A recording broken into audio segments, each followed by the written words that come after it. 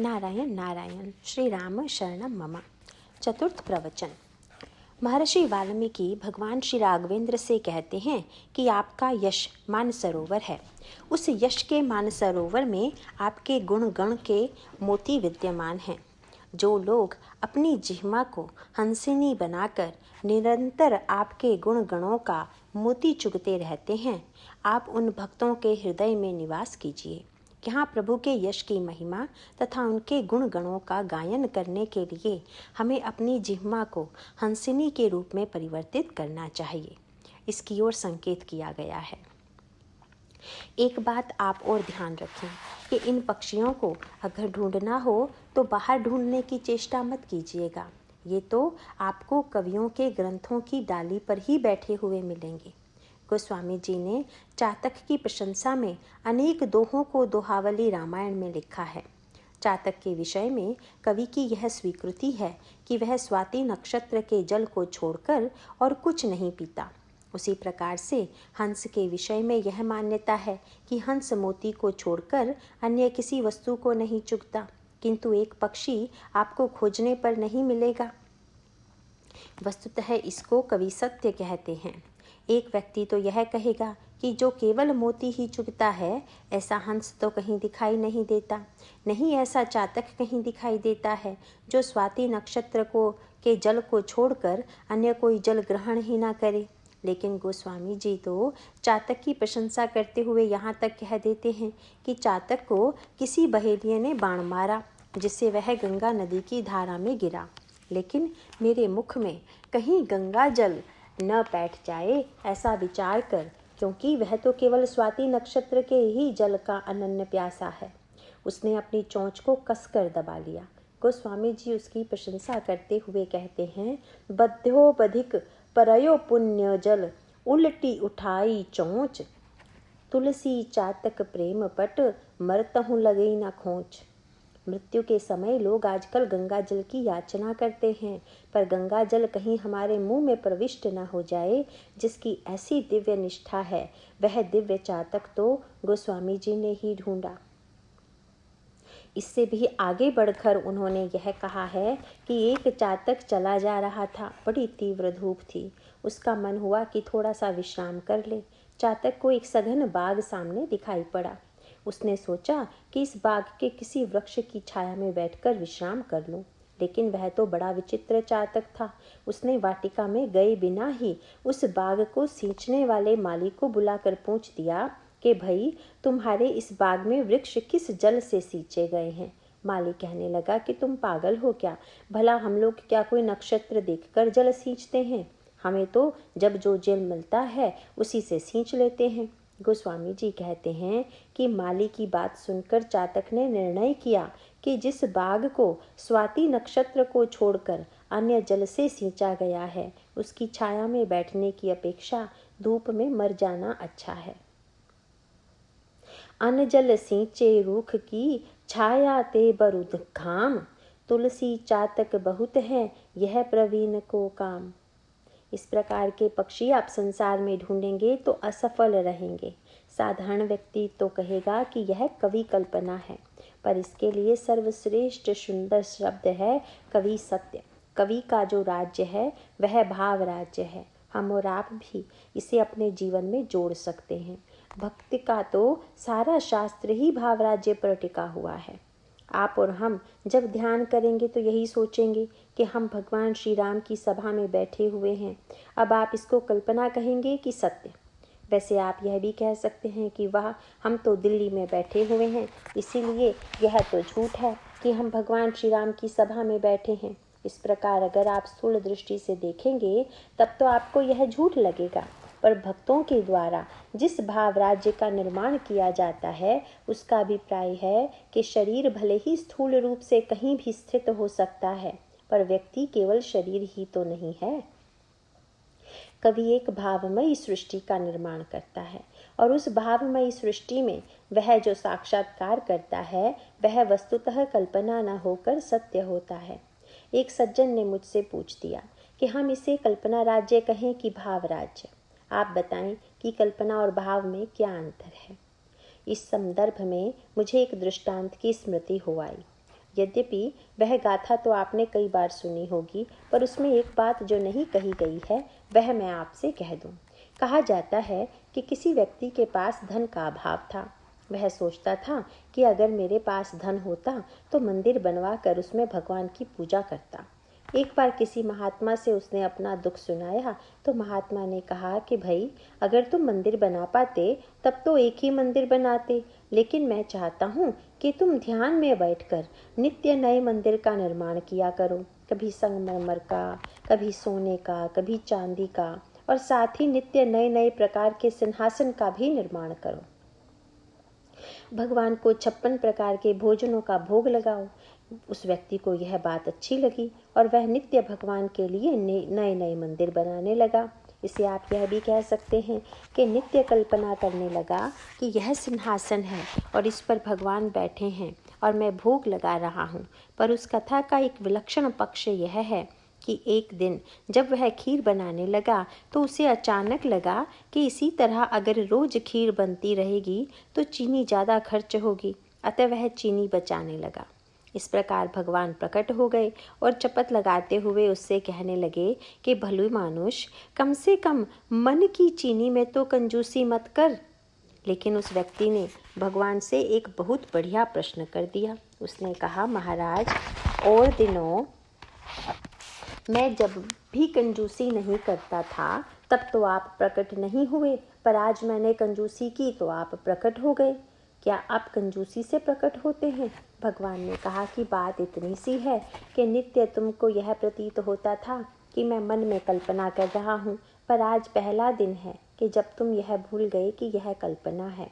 आज तुम इतने तन्मय हो गए कि तुमको सचमुच लगने लगा कि मैं खीर बना रहा हूँ, तभी तो तुमने चीनी बचाने की चेष्टा की। बस कल्पना और भाव में यही अंतर है। जब तक हमें यह लगे कि यह वस्तु हमारे मन की उपज है तब तक कल्पना है, और जब उसमें सत्यत्व का उदय हो जाए तब वही भावना हो जाती है। वह व्यक्ति नित्य कल्पना राज्य में भोग लगाता था, पर उस दिन वह सचमुच भाव राज्य में पहुंच गया। भगवान के साक्षात्कार का तात्पर्य है कि जब हमारा भाव इतना प्रगाढ़ हो जाता है कि उस भाव में कल्पना करने की वृत्ति नहीं दिखाई देती, अपितु उसके सत्यत्व का साक्षात्कार होता है, तब वह कवि कल्पना भावना के रूप में परिणत हो जाती है। कवि सत्य वह है जिनका सृजन कवि के अंतःकरण में हुआ। वस्तुतः मुख्य तात्पर्य सत्य की खोज नहीं, बल्कि उसके पीछे निहित भावना में तद्रूपता है। विवाह में कर्मकांड की एक पद्धति में वर कन्या को आकाश में दिखाकर कहा जाता है कि आप दोनों ध्रुव तारे की ओर देखिए। वस्तुतः यह एक प्रतीक है। ध्रुव तारा अचल है, इसीलिए पति पत्नी के संबंधों में अचलता के लिए ध्रुव को देखने की बात कही जाती है। यहाँ तक तो कोई आश्चर्य की बात नहीं है, पर प्रश्न यह है कि जहाँ पर विवाह का मंडप बना हो वहाँ ध्रुव कैसे दिखाई देगा। तो कोई व्यक्ति यह भी कह सकता है कि बाहर ले जाकर जहाँ से दिखाई दे वहाँ से दिखाना चाहिए, पर कर्मकांड के ग्रंथों में कहा गया है कि ध्रुव यदि न भी दिखाई दे तो भी वर और कन्या को यह कहना चाहिए कि हमने देख लिया। सचमुच बड़ा विचित्र पाठ पढ़ाया गया कि दिखाई नहीं दिया और फिर भी कहलाया गया कि हमने देख लिया। इसका अभिप्राय है कि स्थूल वस्तु को देखकर अगर उसके भाव की अनुभूति हमारे हृदय में नहीं हुई तो हमारा देखना व्यर्थ है। स्थूल रूप से न दिखाई देने पर भी अगर हमारे भाव जगत में उसका साक्षात्कार हो गया तो यह देखना सच्चा देखना है। अनगिनत तारों के बीच स्थूल रूप से ध्रुव तारे की पहचान कर लेने वाला तो खगोल शास्त्र का विद्वान ही हो सकता है, पर धर्मशास्त्र खगोल शास्त्र नहीं है। इसका अभिप्राय है कि वस्तुतः उसके देखने की उतनी आवश्यकता नहीं है। इस प्रक्रिया के द्वारा वर और कन्या के अंतःकरण में ध्रुव की अचलता के विषय में जो पढ़ा और सुना है, केवल उसका स्मरण आ जाना चाहिए। कई बार रामायण को पढ़ने वाले ऐसे भी श्रोता मिलते हैं जिनमें कुछ वनस्पति शास्त्र के लोग, कुछ पक्षी शास्त्र के विशेषज्ञ होते हैं। वे मुझसे जवाब तलब करते हैं कि आप बताइए कि ये पक्षी कहाँ मिलेंगे। तब मैं तो उनसे यही कहता हूँ कि भाई, ये पक्षी तो तुलसीदास जी के काव्य की डालियों पर मिलेंगे, बाहर इन्हें ढूंढने की चेष्टा मत कीजिए। इसका सीधा सा अर्थ है कि संप्रति प्राप्य हंस मोती चुगता है या नहीं, अथवा आज पपीहा स्वाति नक्षत्र का जल पीता है या नहीं। महत्व इसका नहीं है, बल्कि महत्व तो उन दिव्य भावों का है जिनकी सृष्टि कवि ने इन पक्षियों को माध्यम बनाकर की है। चातक का वर्णन करके कवि ने पक्षी के माध्यम से प्रेम में अनन्यता का एक बड़ा ही दिव्य भाव प्रकट करने की चेष्टा की है। चातक वृत्ति का पठन पाठन करते हुए अगर हमारे जीवन में चातक जैसी अनन्यता आ जाए तो यह सबसे बड़ी उपलब्धि है। महर्षि वाल्मीकि या गोस्वामी तुलसीदास जी दोनों महापुरुष कहते हैं कि अगर हम अपनी जिह्वा के द्वारा भगवान का गुणानुवाद करने के साथ साथ संसार के व्यक्तियों के भी गुण और दोष का वर्णन करते हैं तो भगवान के गुणानुवाद का सच्चा लाभ हमें जीवन में नहीं मिलेगा। क्यों नहीं मिलेगा? इसका उत्तर है कि जैसे कवि के राज्य का जो हंस है वह मोती को छोड़कर अन्य कुछ नहीं चुगता, इसी प्रकार से जब हमारी जिह्वा हंसिनी बन जाए और भगवान के गुणों का गायन छोड़कर संसार के गुण दोष का वर्णन न करे, तभी सच्चे अर्थों में भगवान के गुणगान का लाभ हमारे जीवन में प्राप्त होता है। यही उनका तात्पर्य है। गोस्वामी जी हंस को विवेक का तथा चातक को शुद्ध प्रेम का स्वरूप बताते हैं। इसीलिए अनन्यता का पाठ अगर किसी को सीखना हो तो उसे चातक से सीखना चाहिए। विवेक कैसा हो यह सिखाता है नीर क्षीर का विभाजन करने वाला विवेक का प्रतीक हंस। संतों की तुलना हंस से करते हुए कहा गया कि उनका भी नीर क्षीर विवेक होता है। इसका अभिप्राय है कि संसार में तो दोष तथा गुण दोनों ही हैं, एकमात्र ईश्वर ही ऐसा है जिसके गुण में कोई दोष नहीं है। लेकिन संसार में जितने भी व्यक्ति हैं उनमें अगर कोई गुण होगा तो उसके साथ साथ कुछ दोष भी होंगे। हंस में दो कलाएं हैं। एक तो यह कि अगर दूध और पानी को मिलाकर रख दिया जाए तो हंस उस मिश्रण में से दूध को पी लेता है। दूसरी विशेषता है कि वह केवल मोती ही चुगता है। गोस्वामी जी ने कहा कि गुण दोषमयी सृष्टि को यदि हम देखें तो होता वही है जो नहीं होना चाहिए। वस्तुतः गुण को जब हम देखते हैं तो गुणों के प्रति हमारे मन में राग उत्पन्न होता है, और जब दोष देखते हैं तो दोषी के प्रति द्वेष उत्पन्न होता है। यद्यपि गुण देखकर गुण के प्रति आकर्षण हो यह तो सार्थक है, पर गुण को देखकर गुणी के प्रति आकर्षण हो लेकिन गुण के प्रति आकर्षण न हो, इससे बढ़कर विडंबना भला क्या होगी। किसी वक्ता ने सत्य पर भाषण दिया। उस भाषण को सुनकर यदि हम वक्ता के भक्त बन जाएं, किंतु व्यवहार में अगर हम असत्य का ही आचरण करते रहें तो उस भाषण की क्या सार्थकता हुई। वस्तुतः जहाँ पर राग नहीं होना चाहिए था वहाँ राग हो गया। इसी प्रकार दोष देखकर दोषी के प्रति तो हमारे मन में द्वेष उत्पन्न हो जाए, किंतु दोष को छोड़ने की वृत्ति मन में उत्पन्न ना हो तो यह उल्टी बात होगी। वस्तुतः उचित तो यह है कि दोषी को देखकर हम दोष से बचने की चेष्टा करें, न कि दोषी से घृणा करें। गोस्वामी जी ने इस प्रश्न पर रामचरितमानस के उत्तरकांड में अत्यंत गंभीरता पूर्वक विचार किया है।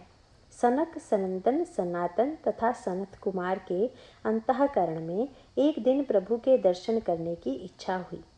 ये चारों महात्मा अयोध्या की ओर प्रस्थान करते हैं, परंतु प्रभु तो अंतर्यामी हैं।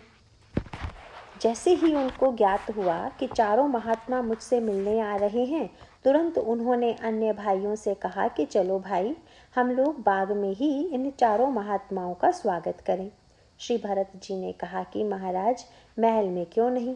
भगवान श्री राघवेंद्र ने कहा कि ये महात्मा गण एक बार बैकुंठ में भी मुझसे मिलने आए थे, किंतु बैकुंठ के द्वारपालों ने इनको रोक दिया और तब इनको क्रोध आ गया था। मैं सोचता हूँ कि द्वारपाल में तो द्वारपाल रहेंगे ही, इसीलिए इनसे उपवन में ही मिलना ठीक रहेगा, क्योंकि वहाँ पर एक क्षण के लिए भी कोई रोकने वाला नहीं होगा। इसके पश्चात उपवन में जब ये चारों महात्मा आए तो प्रभु ने अपना पीताम्बर उतारकर आसन के रूप में बिछा दिया।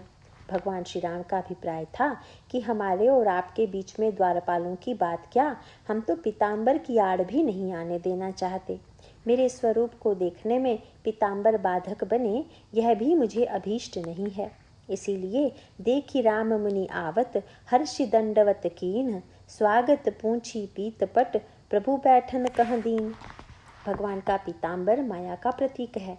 जब कोई व्यक्ति भगवान को देखने जाता है तो पीताम्बर चमकने लगता है तथा भगवान स्वयं छिप जाते हैं। सच बात तो यह है कि मायानाथ जहाँ रहेंगे माया लेकर ही रहेंगे। उनकी माया में इतना अधिक आकर्षण है कि जब हम उसे देखते हैं तो देखते ही रह जाते हैं। जब हम लोग मंदिर में जाते हैं तो श्रृंगार अधिक देखते हैं, भगवान को कम।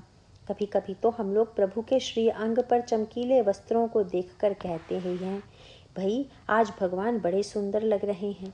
इसका अभिप्राय है कि हम कपड़ों में ही उलझ गए और हमने यह मान लिया कि भगवान का सौंदर्य कपड़ों के द्वारा बढ़ता है।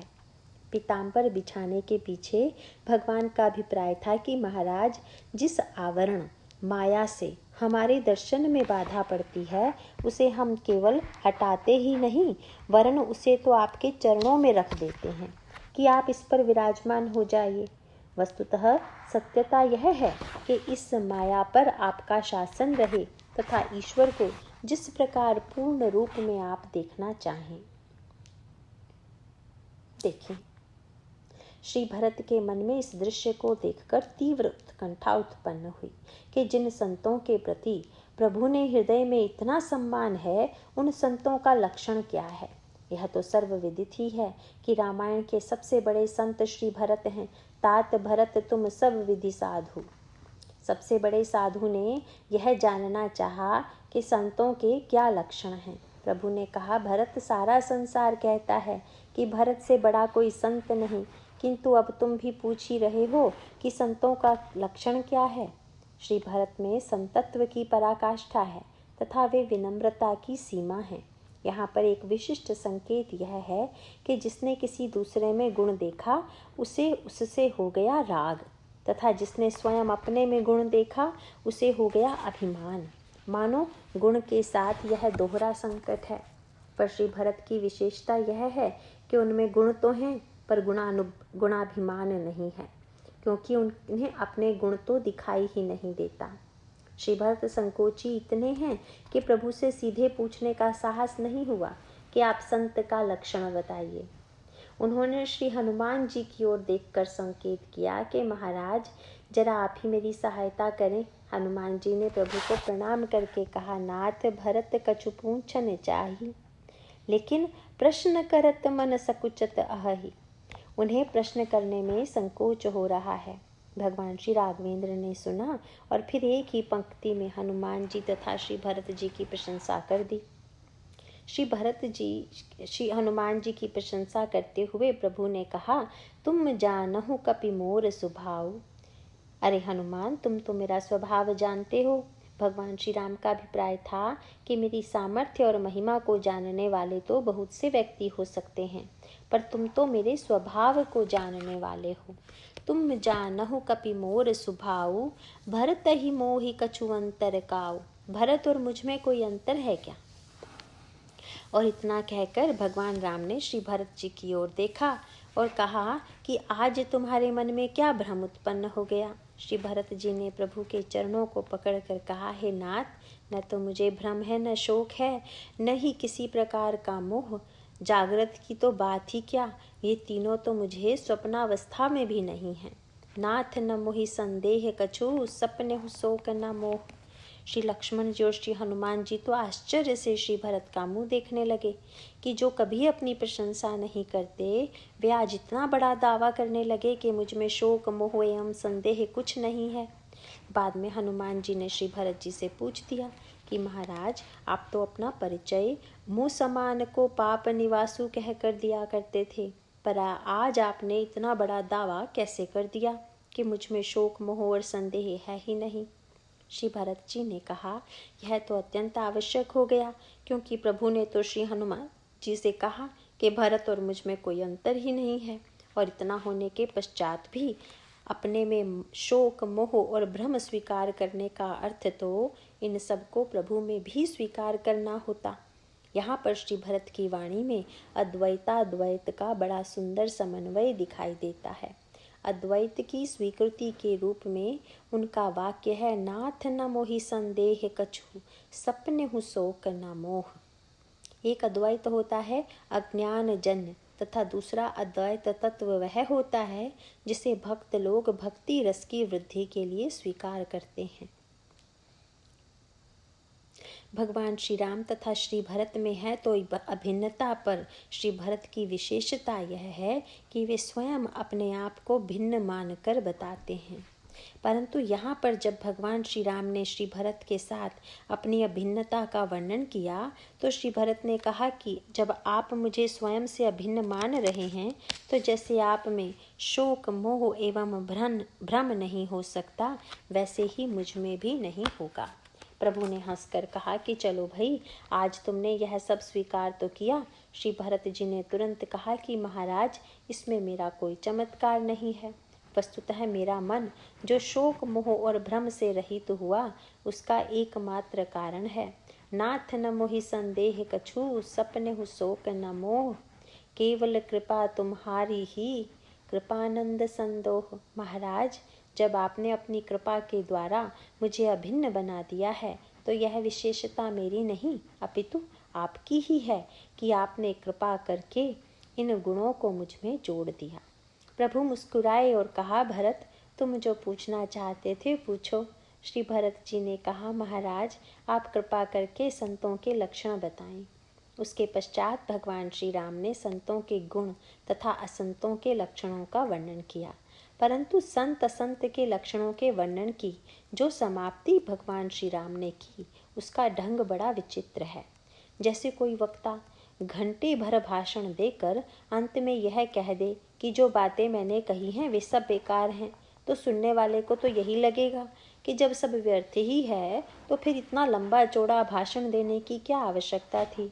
इसी प्रकार पहले तो प्रभु ने दोष और गुण का विश्लेषण करते हुए कहा कि विषय अलंपट सील गुणाकर, पर दुख दुख सुख सुख देखे पर, सम अभूत रिपु विमल विरागी, लोभा मरश हर्ष भय त्यागी, कोमल चित्त दीनन पर दाया, मन वच क्रम मम भगति अमाया, सबहि मान प्रद आपु अमानी, भरत प्राण सम मम ते प्राणी, विगत काम मम नाम परायण, शांति विरति विनति मुदितायन, शीतलता सरलता मयत्री, द्विजपद प्रीति धर्म जनयत्री, ए सब लक्षण बसहि जासुर, जाने हूँ तात संत संतत फुर। पर यह सब कुछ कहने के पश्चात अंत में प्रभु ने कह दिया, सुनहु तात माया कृत गुण अरु दोष अनेक। यह जो कुछ दोष और गुण मैंने कहा यह कुछ नहीं है, वस्तुतः ये तो माया के खेल हैं। मानो भगवान ने गुण की एक नई परिभाषा करते हुए कहा कि भरत, वस्तुतः जितने गुण और दोषों की व्याख्या की गई है इनका निर्माण माया ने किया है।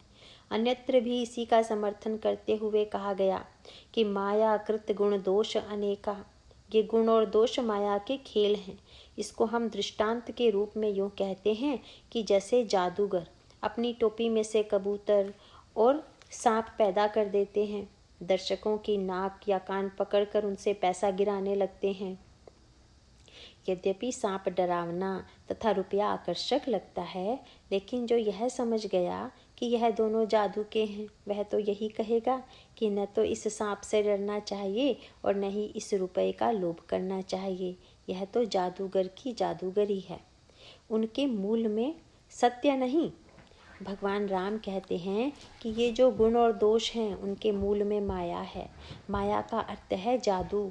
अगर आप विचार करके देखें तो आपको लगेगा कि गुण और दोष की क्या सचमुच कोई परिभाषा की जा सकती है, पर इतना होते हुए भी गुण तथा दोष की परिभाषा की गई है।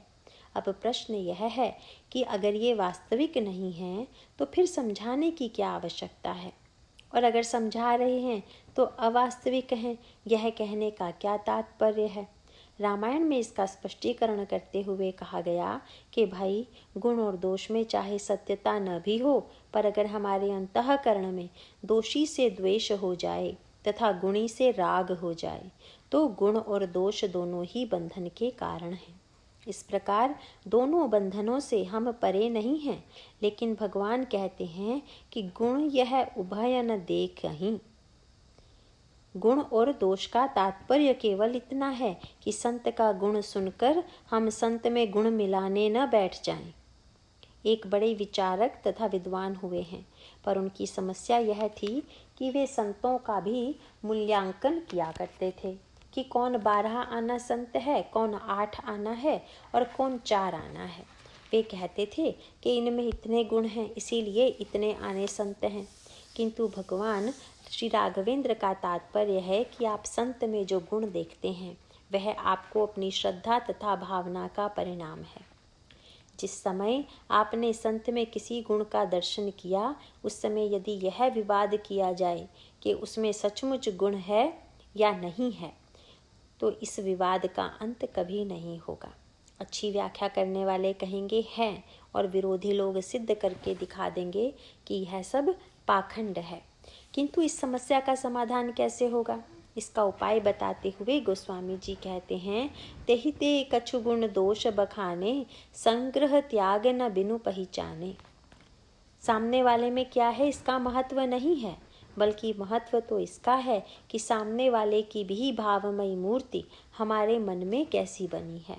क्योंकि हमारा कल्याण किसी स्थूल शरीर से न होकर उस स्वरूप से होगा जिसका अनुभव हम भाव राज्य में कर रहे हैं।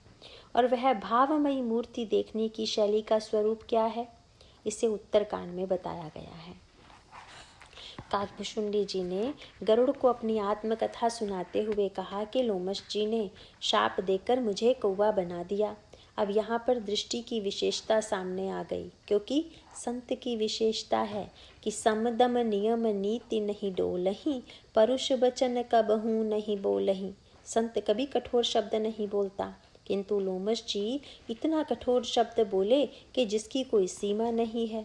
उन्होंने काकभुशुंडी जी से कहा, सठ स्वपच्छ तब हृदय विशाला, सपदि होई पंछी चंडाला। दुष्ट, तेरे हृदय में अत्यंत पक्षपात है, इसीलिए तू चांडाल पक्षी कौवा हो जा। यद्यपि काकभुशुंडी जी इस बात पर यह कह सकते थे कि उनमें संत का लक्षण नहीं मिला, इसीलिए वे संत नहीं हैं, लेकिन अद्भुत बात यह है कि लोमश जी को भले ही क्रोध आ गया, पर बदले में काकभुशुंडी जी को बिल्कुल क्रोध नहीं आया। अपितु काकभुशुंडी जी ने वहाँ पर लोमश जी के क्रोध के संदर्भ में 2 बातें कही। उनमें एक बात व्यवहारिक थी तथा एक पारमार्थिक। उन्होंने कहा कि गरुड़ जी, यह बताइए कि चंदन शीतल होता है अथवा गर्म। गरुड़ जी ने कहा कि महाराज, चंदन तो शीतल माना जाता है। फिर उन्होंने पूछा कि यह बताइए कि अगर कोई चंदन को सूखे पत्थर पर रगड़ने लगे तो उसे चंदन की शीतलता का अनुभव होगा या गर्मी का? ठीक इसी प्रकार से संत तो हैं चंदन, पर उसको श्रद्धा का पानी मिलाकर घिसिएगा तब तो शीतलता मिलेगी। अगर श्रद्धा रहित होकर आप संत को घिसने लगेंगे तो उसका परिणाम वही होगा जो मेरे तथा महर्षि लोमश के संदर्भ में हुआ।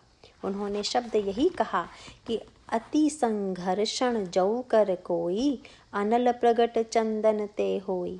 यह तो मेरा ही दोष था कि मैंने व्यर्थ का तर्क वितर्क किया, जिसके कारण उनको क्रोध आ गया। इसका अभिप्राय है कि लोमश जी क्या हैं इसका महत्व नहीं है, बल्कि महत्वपूर्ण यह है कि काकभुशुंडी जी के अंतःकरण में कितना सुंदर अर्थ आया। गरुड़ जी ने कहा कि महाराज, महर्षि लोमश ने केवल कठोर शब्द ही नहीं कहे, अपितु कौवा भी बना दिया। इस पर काकभुशुंडी जी ने कहा कि जब लोमश जी ने बिगड़ कर शाप दिया तो मैं समझ गया कि ये लोमश नहीं बोल रहे हैं, अपितु कृपा सिंधु मुनि मति करी भोरी, लीन ही प्रेम परीक्षा मोरी। इनकी वाणी के माध्यम से हमारे कौतुकी प्रभु ही स्वयं मेरे प्रेम की परीक्षा लेने के लिए बोल रहे हैं। यह तो देखने की शैली है, यही हमारे अंतःकरण में भी होनी चाहिए। इसका अभिप्राय है कि यदि व्यक्ति के गुण दोष को देखकर हम राग द्वेष में पड़ गए, तब तो हमने दोनों ओर से घाटा उठाया। किंतु होना यह चाहिए कि हमारे अंतःकरण में गुणों के ज्ञान से गुणों का संग्रह की भावना आए तथा दोषों का वर्णन सुनने पर दोषों को भूलकर दोष छोड़ने की वृत्ति आए। इसका उद्देश्य मात्र इतना ही है कि हम जीवन में दोषों का परित्याग करें तथा गुणों का संचय करें। भगवान श्री राम ने भरत जी से कहा, सुनहु तात मायाकृत गुण अरु दोष अनेक, पर सबसे बड़ा गुण यह है कि गुण यह उभय न देखहि, देखहि सो अविवेक। इन दोनों गुण और दोष को दो समझे ही नहीं। अगर विचार करके देखें तो आपको स्पष्ट प्रतीत होगा कि समाज में कभी गुण दोष बन जाते हैं, तो आपको स्पष्ट प्रतीत होता है कि समाज में कभी गुण दोष बन जाते हैं और कभी दोष गुण बन जाते हैं। क्या कोई ऐसा गुण है जो कभी दोष न बन जाए? और जिन्हें हम दोष कहते हैं, क्या कभी वे गुण के रूप में दिखाई नहीं देते? आइए इस पर थोड़ा विचार करें। निर्भयता और भय, इसमें कौन गुण है तथा कौन दोष? यदि यह प्रश्न पूछ दिया जाए तो प्रत्येक व्यक्ति यही उत्तर देगा कि निर्भयता गुण है तथा भय दोष। पर क्या यही सत्य है? रामायण में तो इससे बिल्कुल उल्टी बात दिखाई देती है, क्योंकि बाली निर्भय था और सुग्रीव डरपोक। भगवान को जब मित्र का चुनाव करना था तो प्रभु ने बाली को छोड़कर सुग्रीव को मित्र बनाया। भगवान श्री राघवेंद्र का अभिप्राय है कि निर्भयता स्वतः निरपेक्ष गुण नहीं है। वस्तुतः निर्भयता का हम उपयोग कहाँ करते हैं, महत्वपूर्ण बात यह है। निर्भयता का अर्थ अगर यह हो जाए कि निर्भय होकर हम मनमाना आचरण करें, तब तो यही मानना होगा कि निर्भयता ने हमारे अंतःकरण में और भी अधिक दोषों की सृष्टि कर दी, क्योंकि तब तो हम बुराई को भी निर्भयता के साथ करेंगे।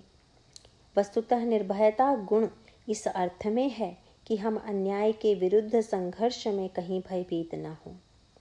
परशुराम जी ने भगवान राम से पूछ दिया कि तुम किसी से डरते हो या नहीं, क्योंकि मुझे तो यही लगता है कि तुम किसी से नहीं डरते हो। भगवान श्री राम ने कहा कि महाराज, हम निर्भय तो हैं पर आपसे बहुत डरते हैं। सत्य तो यह है कि मेरी निर्भयता का कारण भी यही है कि मैं आपसे डरता हूँ।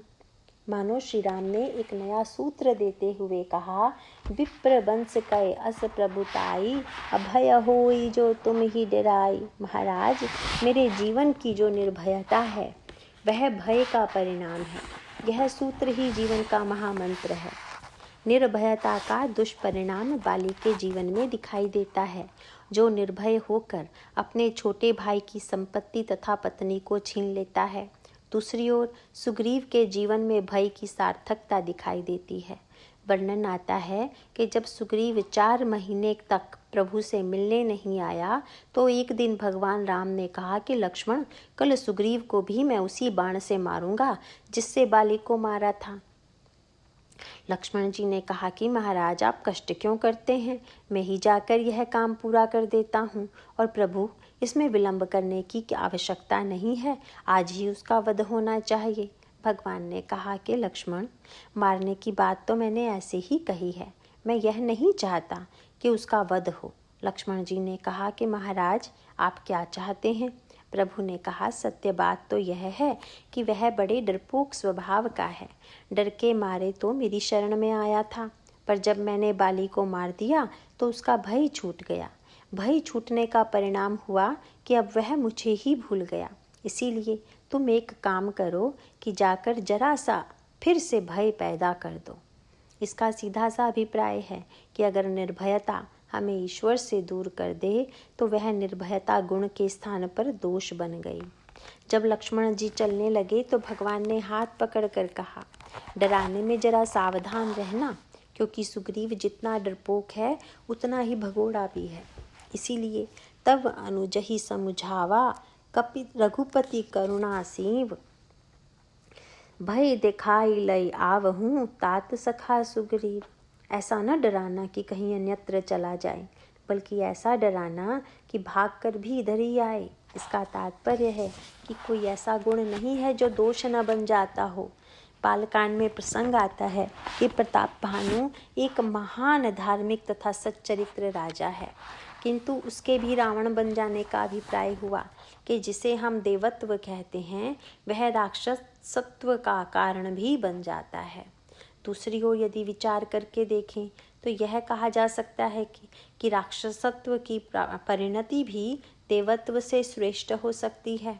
इसीलिए प्रताप भानु जब धर्मात्मा था, देवत्व में स्थित था, तब तो वह राक्षस बन गया, पर राक्षस बन जाने के पश्चात उसकी अंतिम परिणति कितनी सुंदर हुई। भगवान श्री राम ने जब रावण का सिर काटा तो उसका तेज निकलकर तासु तेज समान प्रभुवानन भगवान के मुख में समा जाता है।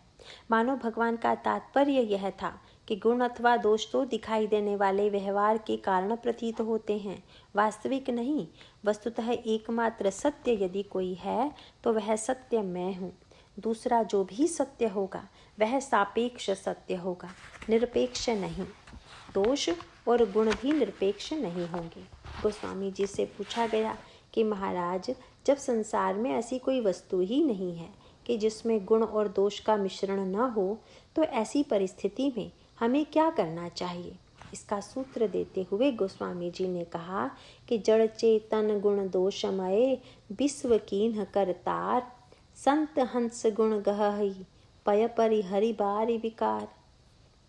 जैसे हंस पानी को अलग करके दूध को पी लेता है, उसी प्रकार से हम दोषी और गुणी में उलझने के स्थान पर दोषों का परित्याग कर जीवन में गुणों को ग्रहण करें।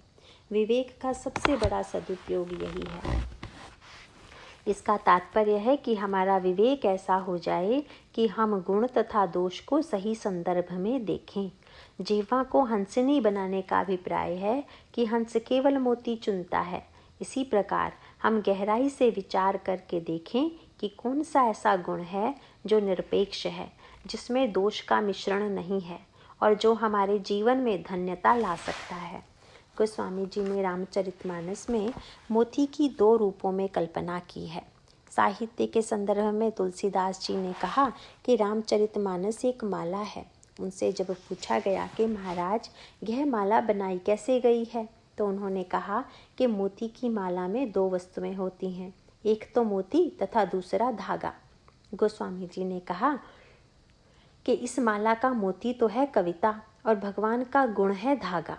यह बात बड़ी विचित्र सी लगती है, क्योंकि प्रत्येक व्यक्ति यह जानता है कि मोती अधिक मूल्यवान होता है तथा धागे का मूल्य कम। ऐसी स्थिति में गोस्वामी जी को यह कहना चाहिए था कि भगवान का गुण मोती की तरह है और कविता धागे के समान। कविता के धागे में भगवान के गुण की मोती पिरोकर इस माला को धारण कीजिए। किंतु तुलसीदास जी ने यह नहीं कहा, लेकिन इसके पीछे तुलसीदास जी की भावना क्या है, आइए इस पर भी विचार करें। गोस्वामी जी ने पहले यह बताया कि मोती कैसे उत्पन्न होता है, कविता का जन्म कैसे होता है। मान्यता यह है कि स्वाति नक्षत्र का जल जब समुद्र की सीप में गिरता है तो वही मोती बन जाता है। गोस्वामी जी ने कहा कि कवि हृदय ही समुद्र है और उसकी बुद्धि है सीप। बहुत सुंदर प्रकाश डाला है बुद्धि और हृदय पर इस वाक्य के माध्यम से। प्रश्न यह है कि हृदय तथा मस्तिष्क में बड़ा कौन होना चाहिए?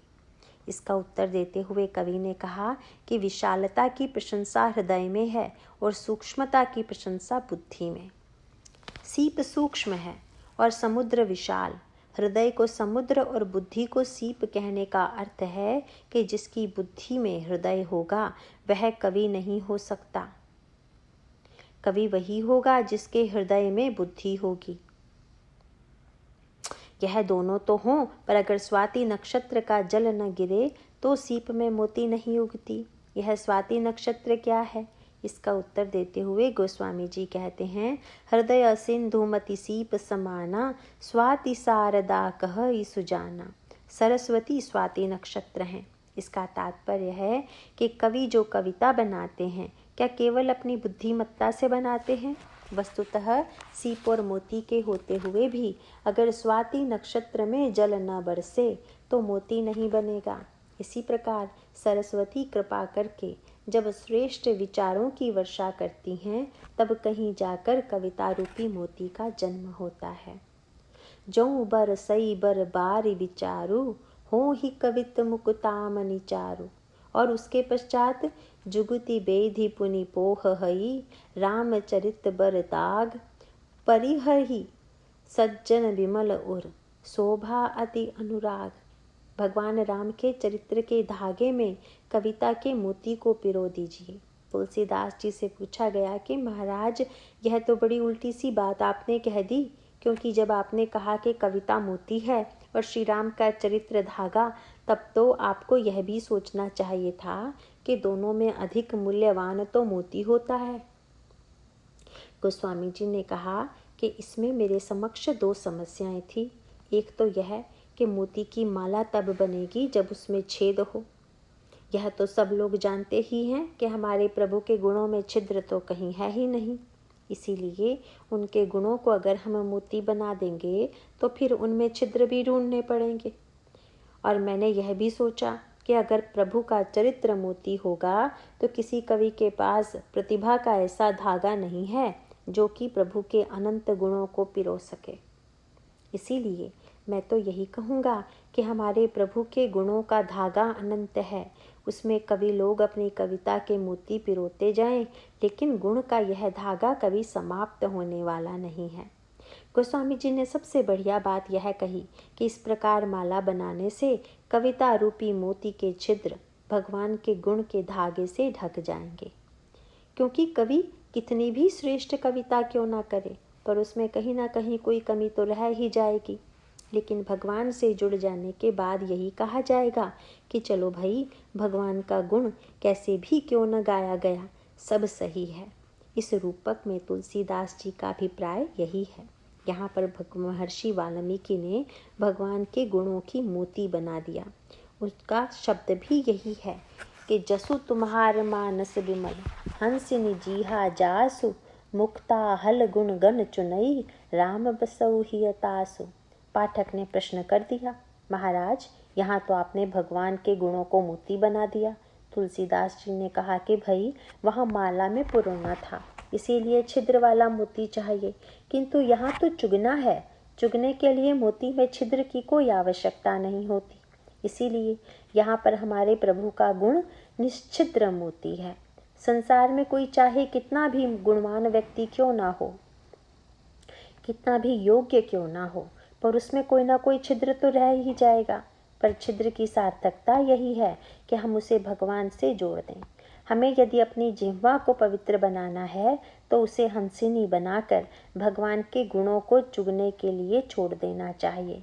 इसका अभिप्राय है कि हम भगवान के गुणों का निरंतर गायन करें। इससे हमारा जीवन धन्य हो जाता है तथा प्रभु हमारे हृदय में निवास करते हैं। इसके बाद की चर्चा कल करेंगे। नारायण नारायण।